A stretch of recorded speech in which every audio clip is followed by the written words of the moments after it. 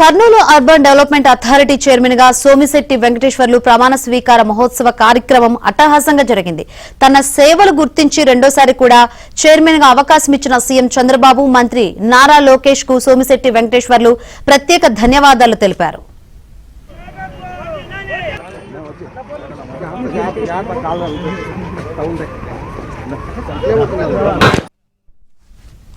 ఎన్నికల్లో ఇచ్చిన మాట ప్రకారం సీఎం చంద్రబాబు కర్నూలులో హైకోర్టు బెంచ్ ను ఏర్పాటు చేస్తున్నారని మంత్రి టీజీ భరత్ తెలిపారు. ఎన్నో ఏండ్ల నుంచి ఈ రోజు కూడా ప్రజల్లోకి తీసుకోపోవాలి. ఇంకా కొంతమంది అడ్వకేట్స్ అంతకుముందు హైకోర్టు తెస్తామని చెప్పి తేలేని వాళ్ళు ఆ రోజు బయటకు వచ్చి ఒక మాట మాట్లాడతలేరు. కొంతమంది అడ్వకేట్స్ మరీ హైకోర్టు కావాలని.